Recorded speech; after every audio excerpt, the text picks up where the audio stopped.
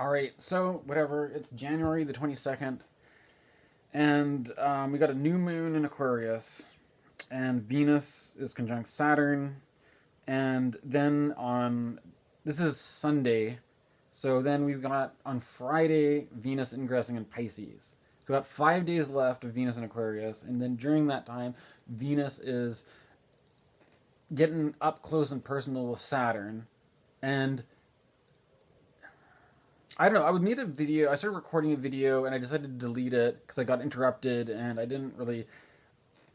I don't know if I liked the way it was going, but it's one of the more difficult dynamics. Venus conjunct Saturn or Venus Saturn dynamics in general, especially when Saturn is in Aquarius, and basically Saturn has is stronger than Venus, so there's more of a Saturn dynamic. I basically started to. There's one thing that I was thinking of with Saturn, though, Venus and Saturn together, is that the quality to me seems to be like sweet and sour, and how these are two distinct flavors. But if something is too sour, adding a bit of sweetness is not. It kind of goes with it. It's like if you were making like a rhubarb. Like rhubarb is really like has that sour taste, but if you make a rhubarb pie, you sweeten it up, right? Or you add strawberries to it. And or there's certain things like this. I've also been getting to licorice recently, and that could be a very strong. The black licorice is very Saturnian, and then but how if it's salty, maybe not so sweet, but then there's sweeter versions, and you can kind of find your the fact that you could enjoy something that's bitter and salty or whatever is could be a kind of Saturn thing. But it's also this whole thing too about like the certain I'm just gonna make it short and sweet anyways. Maybe that's not very no or long no. The uh, the Saturn dynamic. Don't worry, it'll be over soon. We'll have Venus and Pisces, and then you just have to worry about the Sun and Saturn in Aquarius. But I don't know. While Venus and Saturn is here, there are certain things that I was thinking about, such as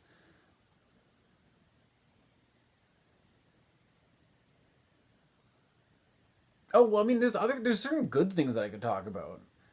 I don't know. I'm just gonna like there's something about the Venus Saturn vibe is sort of creating an atmosphere which is a bit of a bummer. But if you look at the positive things that are going on, I will just mention anyways that the person who's been my meditation teacher found a nice retirement home kind of spot, which is like I mean, there's a certain for me. There's a note of like as a marking a certain transition period where somebody in my life is kind of moving closer towards or whatever. Not maybe closer. It's further away, geographically or being too. Well, they're I don't know. I don't want to get into all my teachers' personal stuff, but I'm happy in a sense that they've got that sorted out. Anyways, that they've got their retirement thing all sorted out, and that. But it's a kind of a moment of I feel a certain sense of not having a clumsy kind of way of not knowing the right way to handle it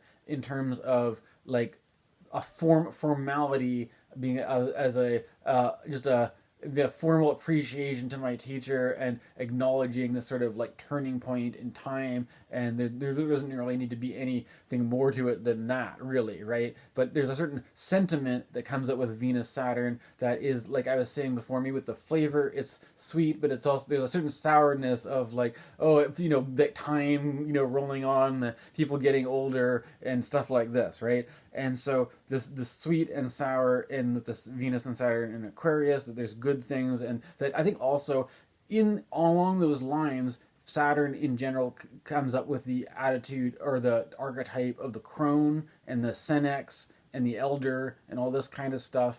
And then there's also sort of old age care with Venus and Aquarius being maybe a good and Venus and Saturn Aquarius being like who are the caregivers for certain people who are getting older, and like and how are we looking after people and what are our responsibilities or social obligations, especially for a generation who is, inheriting a lot from their parents and all this kind of stuff.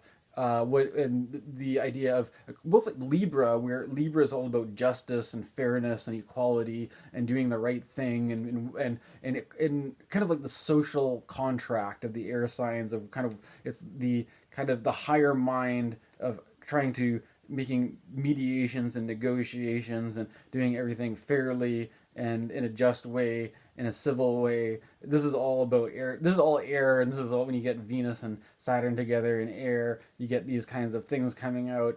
Um, and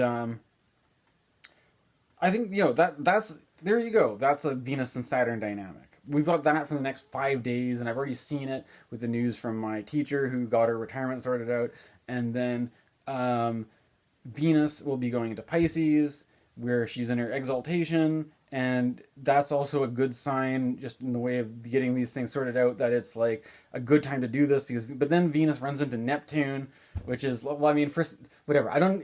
There's a spiritual component to Neptune, right? So if you were, there's a certain, I think hell, you know what? Speaking of Neptune, I started watching that Graham Hancock show about the ancient apocalypse.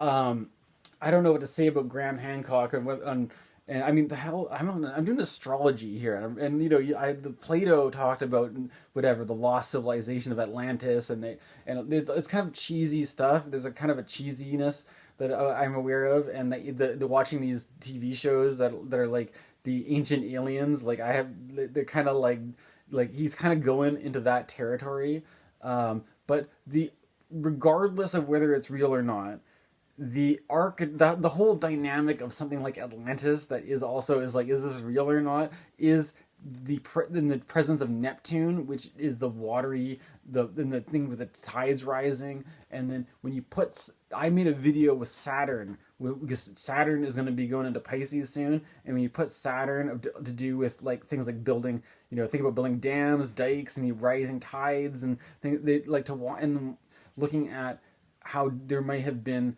like, if you off the coast of America, there may have been like civilizations that have built structures that at one point in time, like before the ice age melted, there may have been things below, and then we're looking at the future and trying to manage what the hell is going on with like how many Indians are going to be displaced by global warming when this gets hotter, and where are all those Indian people going to go? Things like that. As a socially conscious astrologer, I am not somebody who's anti-immigrant and anti-refugee, but you look at the big numbers of people living in the global south or the global equator, or whatever is going to get hit by climate change, and planning for displacement. I mean, Venus is a negotiator. Venus is now here in Saturn, having this conversation with Saturn in a very diplomatic kind of mediating way. And Venus is going to be talking to Neptune and Pisces and stuff like this. And there's a way that these are at least thematically where my mind goes with it. Maybe your mind goes somewhere else with it. But talking about Venus's trip through these two signs, that's something which naturally comes up for me. So if I've covered that stuff, we've started working old age care. We're talking lost civilization of Atlantis and future global warming, flooding, things to look out for. And in terms of, there's something, the romantic idealism of Venus and Pisces, the dreamer, the poet. For artists, there's a prime time to dive into the imagination and unearth and